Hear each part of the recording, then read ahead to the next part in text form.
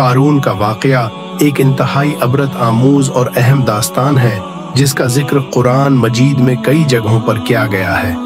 ख़ास तौर पर सूरत अल-क़सस में ये वाक़या कारून की दौलत, तकब्बर और अल्लाह के साथ इसके रवैये पर मबनी है जिसका अंजाम अबरत का पैगाम है।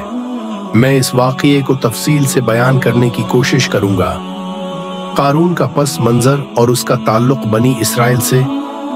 कारून का ताल्लुक़ बनी इसराइल से था जो हज़रत याकूब अलैहिस्सलाम की औलाद में से थे।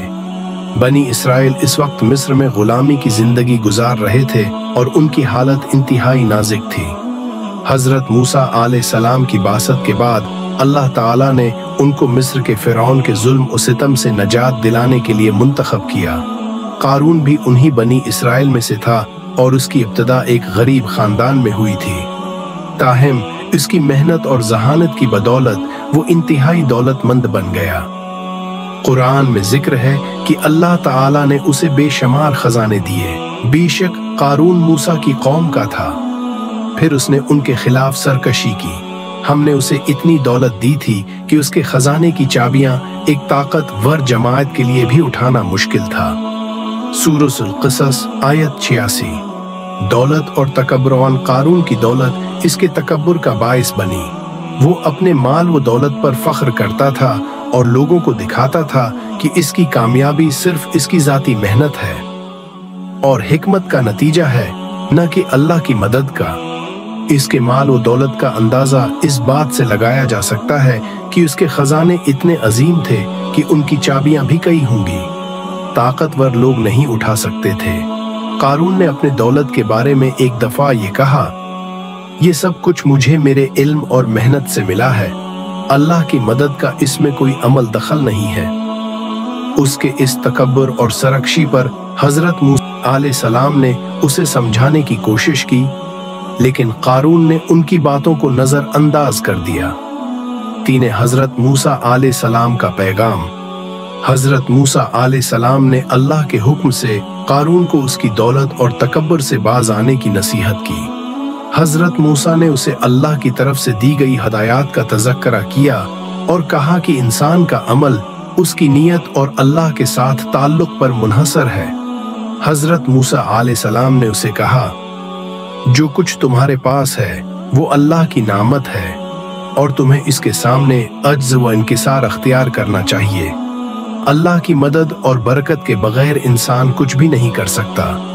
तुम्हें चाहिए कि तुम अपनी दौलत को अल्लाह की रज़ा के लिए खर्च करो और अल्लाह की राह में खर्च करने से तुम्हारा माल बढ़ जाएगा।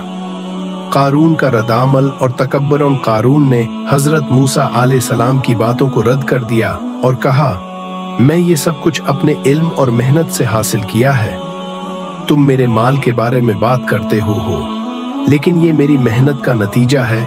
अल्लाह का कोई अमल दखल नहीं है। कारून ने अपनी दौलत और जाह व हिश्मत के गुरूर में मुब्तला होकर अल्लाह की हदायत को नजरअंदाज किया। उसके इस रवैये ने उसे एक फितना बना दिया। वो अपनी दौलत के जरिए लोगों पर हुकूमत करना चाहता था और उनकी तजलील करता था। वो चाहता था कि लोग इसकी दौलत की अजमत को तस्लीम करें और उसकी तकब्बुर की तारीफ करें। एक दिन जब वो अपनी कौम के सामने तकब्बुर की हालत में निकला, अल्लाह ने हुक्म दिया कि जमीन इसे और उसके महल को अपने अंदर धिसा ले। कुरान में फरमाया, हमने उसको और उसके घर को जमीन में धिसा दिया। फिर अल्लाह के सिवा कोई मददगार न था और न वो खुद अपने दिफा में कुछ कर सका। सूरत अल-क़सस ये मंजर इंतहाई अबरत अंगेज था। कारून की तमाम दौलत, खजाने और उसका महल जमीन में धुस गया और उसका नाम व निशान तक मिट गया। कारून का ये अबरत आमूज इंजाम इंसानों को ये सिखाता है कि अल्लाह के रास्ते को रद्द करना और तकब्बुर करना इंसान की तबाही का सबब बनता है। उम्मीद करता हूँ आपको वीडियो अच्छी लगी हो तो हमें कमेंट में सजेस्ट कीजिएगा नेक्स्ट वीडियो के लिए, और हमारे चैनल वॉइस ऑफ कैस को सब्सक्राइब करके बेल आइकन ऑन कर दे ताकि आने वाली वीडियो का नोटिफिकेशन आपको मिल जाए, और लाइक कमेंट भी कीजिएगा। इससे हमें मोटिवेशन मिलती है। हाजिर होंगे एक न्यू वीडियो के साथ, और अपना बहुत सारा ख्याल रखें। अल्लाह नगेबान।